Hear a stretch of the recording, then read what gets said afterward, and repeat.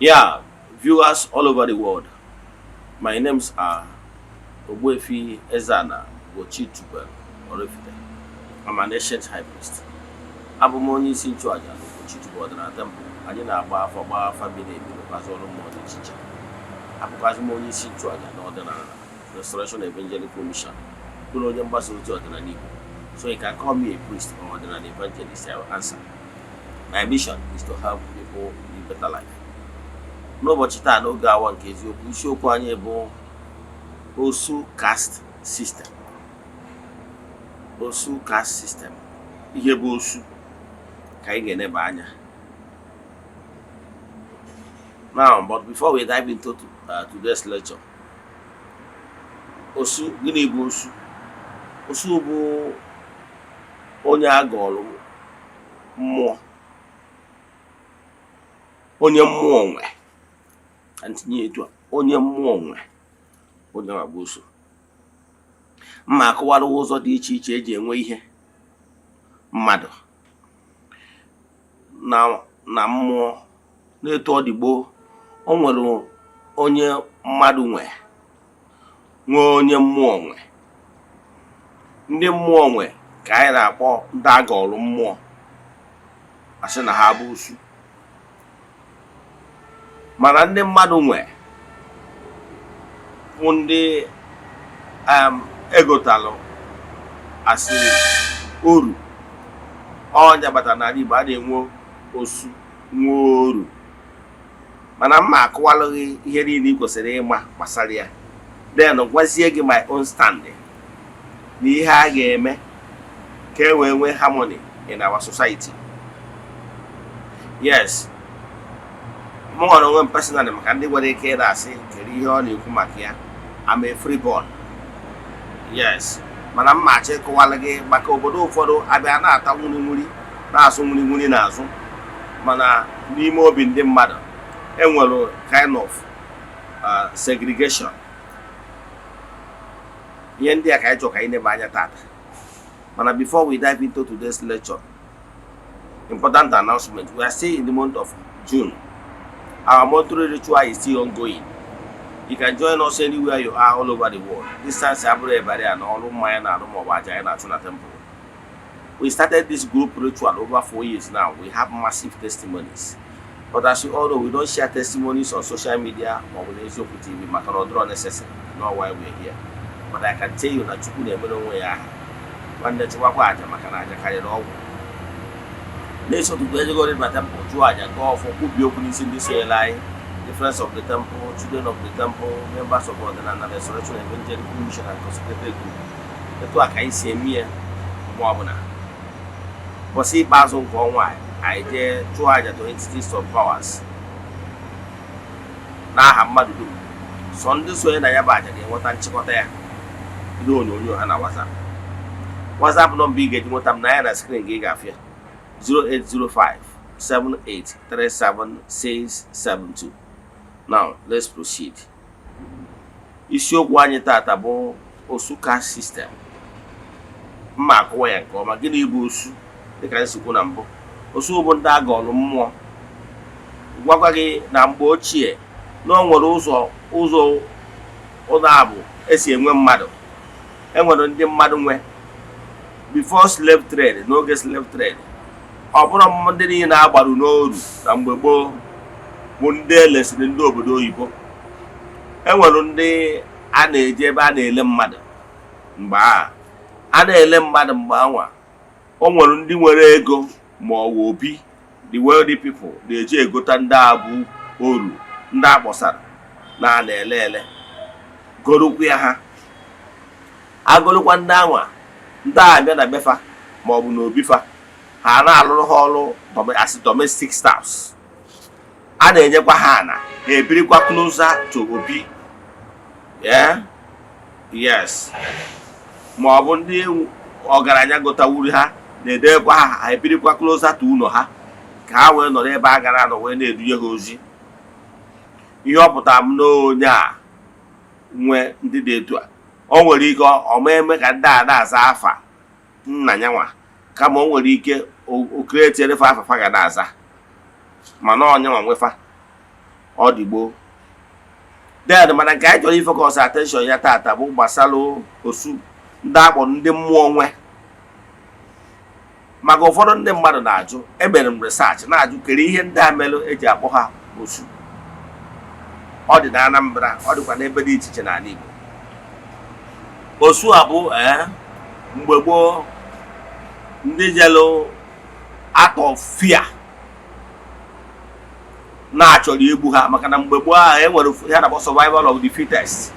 Enwere ndị kere ike, ụfọdụ nwere ike tụba ụjọ na-enwere ike igbu ha, ha agbawa na mmụọ ha ruo ebe ahụ ka ewere uzu mmụọ lachaa, gosi na ha agbawago na nchedo ya.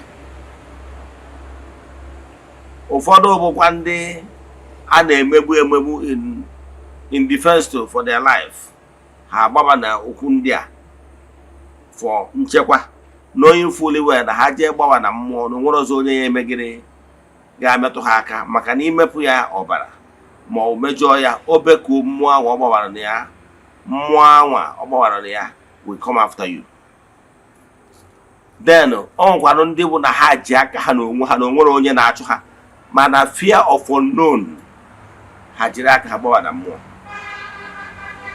And ndị a mgbe gboo na-ebi within the arena of that particular mmụọ ha gbabara na ya, maka na mgbe gboo anwa okwu mmụọ ọbụla, okwu alụsị ọbụla na-enwe ọhịa, na-enwe ana.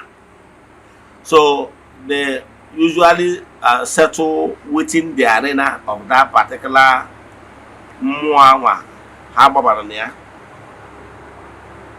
Mara civilization na-abịazi, ndị mmadụ na-arụzi ụlọ, alụdozi ụlọ, freeborns lụgodozi ụlọ, joinkwa nke anwa ndị bino around mmụọ lụrụ. Civilization na-adịkwa, ụfọdụ n'ime ha na-ejekwa ebe dị iche iche na-egoro ana, na ha nwere ike igorokwa ana birikwa in the midst of freeborn. Here dị chọ ka anyị use the word freeborn bụ na etu ụfọdụ ga-esi ghọta ya, mana ama nnọọ Chukwu kere mmadụ niile. Mana based on my own research, eso m wee jụ my father kedu ihe kpatara eji akpọ ndị a osu. O wee kọrọ m akụkọ a nọọ ndị ji gbawa na mmụọ ka a ghara imerụ ha ahụ, for their own safety or for their own protection. And ihe kpatara ndị freeborn ji asọ ha bụ na n'afọ edirisin imerụọ ha ahụ ma ọ bụ na imepụrụ ha ọbara, ha bekuo mmụọ anwa ha gbabara na nchedie, mmụọ a ga-abịa ụgwọ. Ọnya kpatara eji asọ ha n'ihe ọbụla mana marriage. O wee bụrụ ihe na-enye nsogbu n'obodo dị iche iche. Enwekwa n'ọtụtụ mbọ agbagasịrị n'ụzọ dị iche iche ịfụ na-emeri abolish. Mụnwa na onwe personally, if you ask me, ma agwa gị na m so sọpọtụ si mee ya abolish, maka na m jụrụ kelu ndị merụ ya bụ ihe wee sị nọ nna ụfọdụ owu ndị nke merienu ebe 1000 years, ụfọdụ 500 years ago ka emere ihe ndị a, mana till date aka jie na-akpọ ụmụ ha akpụkpa na ụmụ ha akpụkpa. Mụnwa wee sị no, maka na etu a nọ ọ bụrụ mụnwa decidere ebe a ga-amụnye m n'ụwa mmụọ as a spirit jam. Ụmụ mmụọ ma ihe akpata ha ji wee decide ya ka mmụọ m ka m bụrụ freeborn. O nwere ike ọ bụrụ na ka m wee kwuoro ndị ọzọ ọnụ ha, mana ndị ahụ a mụrụ na ezinụlọ dị etu a, they inherited it, ọ bụrụ out of their own making. So mụnwa personally ama adị support ka enwee ndị a na-akpa akpa na-segregate ha for the virtue of na amụrụ ha na particular family or lineage, ọ bụrụ their own making. For that reason m ekwuru ha ọnụ ha. So maka ndị nwere ike isi na na-edefend those, maybe na I'm one of them, no, you can go and verify I'm a freeborn. Mana ihe na-achọ ịkọwara gị na m na-ewere onwe m tinye n'ọnọdụ ndị ọzọ nọ.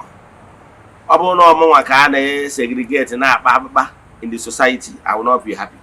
So therefore, onwe ndị a na-eme have to speak out as Eze-Ana mma akwụ n'eziokwu niile. Mana in the society where ụdị ha dị enwere ike anyị ekwu ya in the open maka na gọọmenti agbaa na mbọ etu ha nwere ike ifu ka eme ya abolish. Emesịa ya abolish ya nwa kwucha ya n'ọnụ, ndị mmadụ a na-atakwa nwurumuru n'okpuru. Onwere onye ga-apụta ihe mana esi ka eje gbaa njụ nwaanyị a na-asị na ndị akwụkwọ aka ekpe ma ọ bụ tụọ ofe ije kwuo ma nso ụwa na-ata murumuru. So onwere onye obi ya na-eri nke ọjọọ. Enwekwara ọtụtụ effort ndị ụka megoro before my eyes. Enwere some bishop n'oge a bishop Catholic mgba na-ekwu asị bishop na ya abolishie ya okwukwe ya nke ahụ, mana ịbatakwa n'ime society ịfụ na aka na-atakwa murumuru ya. Enwekwara mgbe ekwuru na nwa igwe ma achọrọ ịgba afọ ya kwukwara that time wee sị na anya bụ igwe na ya eme ya abolish. Ndị kabinet ya na-edi si ọ bụrụ na imere abolish gị jee nụta nwaanyị na anya bụ family ka e wee mara, and ọ bụrụ na o jee nụta nwaanyị na that family ha nwere ike dethrone ya on account of that. So ọ bụ a serious issue. Forget na ndị mmadụ a na-ekwu ya open, mana ime mmadụ onwe m ya ejukwu ya na mba eze na mma ya kwụ n'eziokwu. Now if you ask me my stand, I will tell you it's my wish na emere abolish ka e wee restore harmony in the society maka na anyị niile bụ ofu, and for the fact na ọ bụrụ ndị a ji aka ha wee mee onwe ha wee gụpụ onwe ha, no, and for the fact na ọ bụ ihe nna ha mere, and again for the fact na ndị nna ha mere that na anwaje gbawa na mmụọ wee nwere ha. Ọ bụrụ ha merie to safeguard their life for protection, maka na ndụ bụ ọ na-agụ onye ọ na-agụ ibie, onye a na-achọ ịna ndụ nke ya onye n'afọ. Ọ kwọsọ osisi ifuru nụrụ na na-achọ igbu ya wee kwụrụ, mmadụ nọ na na-achọ ịnụ ya igbu ya nụ o were okwu beluo onwe ya. So nwere ihe ọjọọ fọrọ ha melụ during their own time based on the reality of that time of survival of the fittest. So onye a na-achụ ọchụchụ that time ihe na-ewu mgbe aka ọtụ adụrọnụ onye ahụ wee je gbawa na mmụọ for protection, onwerekwa ihe ọjọọ fụrụ na ya. However, because na ndị freeborn the majority had decided to segregate these people, ọ dịrọ mma. So my own suggestion as Eze-Ana bụ na-ekwesịrị ka eme ihe na-eto abolish, mana enwere ka esi eme ya abolish. Ọ bụrụ ihe abolish gọọmenti ga-anọ na House of Assembly pass ya resolution gọvanọ assign ọ bụrụkwa n'ihe bishop ga-anọ na pulpit kwuo okwu na ya kansụl ya ọ bịa na mmezu. Ọ bụrụkwa n'ihe igwe ga-anọrụ Jos na palace ya mee declaration ọ bịa na mmezu. Ọtụtụ ndị mmadụ emesịa n'ihe ndị a, mana nke bụ eziokwu bụ na deep down in the communities what is obtainable is different from those proclamation. Ndị Igbo na-atụ ilu si na ọ bụrụ na akpapụ okwu ọ bụ elu ana. So my own suggestion as Eze-Ana bụ na ọ bụrụ na achọghị abolish ihe a na ga-ejebekwa na mmụọ ebe ọ bụ na mmụọ onwe ha. Mgbe mbụ a na-enwe oru, mana gọọmenti na ndị mmadụ ekwugodogo okwuto ndị nwe ndị oru a si kwụsị segregation among ndị oru na freeborn. I think n'obodo anyị enwere ozi ihe dịka oru na freeborn. Ndị oru na-anụkọzi nwaanyị with freeborn because oru bụ na-agbatara nna ya n'oru. So therefore ndị mmadụ atọ go to themselves fụ na onwero crime ndị oru a mere, and for the fact na mmadụ nwe ha na ndị nwe ha decided to release them ka ha na-amị ngụrụ na-anụkọ with freeborn. So that one has been settled. So nwere ihe na be anyị nwere ihe dịka oru ma ọ bụ freeborn. Oru na freeborn, that one has been abolished, a na-anụkọ. Mana ebe dị ụdị koko bụ ebe gbasalụ freeborn ọtụtụ ndị mmadụ ama apụta ihe kwuo ya sensitive matter. Ọtụtụ ndị mmadụ ga na-hide ikwu eziokwu aghara isi n'ọha bụ. So abịazie na villages a na-ata munumunu, ịghọtara ya. Enwere ụfọdụ a na-akpọgasị afa dị iche iche in order to not to be come out verbatim ikwu ihe gbasara ya.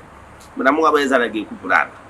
My own suggestion bụ na ọ bụrụ na achọ abolish ihe a ka o ruo na nkwu, na ihe a ga-eme bụ people that matters, ndị igwe n'obodo niile dị n'ala Igbo. Ọ bụrụ na ọ ga-afịa ahụ, ama na ọ ga-afịa ahụ isi ka emee collectively n'ala Igbo niile. But I urge igwe obodo ọbụla ịchọọ ime ya abolish na obodo unu. Ọ dịkwa na ndị igwe ya enwe ike chịkọta gbakọta ọnụ as a group igwe nọ n'ala Igbo, fine. Mana ka mbidogoro na etu ọ ga-esi dị simple ibido n'obodo. Ihe igwe ga-eme bụ ruo onye ji kpọọ ndị ntị chiri nze, ndị chiri ọzọ, ndị aka ji ọfọ niile, kpọọ ndị eze mmụọ niile nọ na ya bụ arụsị, maka o nwere arụsị, ọ bụla arụsị niile nwere oru, nwere osu. Enwere arụsị ndị wụ na enwere osu, enwere ndị bịa agbawa na nchedo ya. Ọ bụrụ na arụsị niile ka a na-agbawa na nchedo. So arụsị ndị a agbawa na nchedo ha si jee kpaa aka ji ọfọ ha, akpọta aka ji ọfọ ha, akpọta dibịa gbaa afa, jụọ arụsị ahụ kere ihe a ga-eme ya ka ọ hapụ ndị a niile gbawara na nchedo ha, ka ha dị free, ka o release ha from nchedo ya, ka ha dị free, ka ha ga-adịzi ịbụ ụmụ ya in a special way. Ihe dibịa gbatara n'afa esetụrụ ụmụ mmụọ ndị a na-esepụ aka n'ebe ha nọ. Ndị a abụrụkwa ndị dịkwa free na mmụọ indeed, so that na ndị mmadụ ga-enwe confidence ịnụkwa ndị a, mara na ha abụrụzi nwa mmụọ, mara na ha abụrụzi ndị agọlụ mmụọ, na ha adịkwazi free. Emesizie ya asụgharị ọfọ, kwubie okwu, kwuo na from today going forward, having settled their mmụọ ha gbakwu, nna ha gbakwu, dan na kịta adịghị total peace and harmony. Emesịa ya etu a, obodo niile ga-anabata ya. Maka ihe ndị mmadụ na-atụ ụjọ ọ bụ na ha jee nụọ onye dị etu a, the consequence. So mana once I settled ihe bụ their fear, ụjọ amadịzi onye ọbụla n'obi ịnụ onye ọbụla bụ osu dadị. All my suggestion. Ọ bụ ajụjụ ị nwere na nkụzi a, ma ọ bụ na ịchọ ka agbara gị afa miri emi, chat me on WhatsApp 08057837672. Let us pray. Ekwem na Chineke, ekwem na ọ dị ihe siri m ike nke Chineke na-apụghị izi m ụzọ m ga-esi lụgbuo ya, n'ihi na ọ mazuru ihe niile. Obi m siri ike na Chineke emeworo m ya, ya gazie. May the blessings of Chukwu Oke pụrụ ime ihe be with you all. May you be protected, may you be blessed now and forevermore. Ya gazie.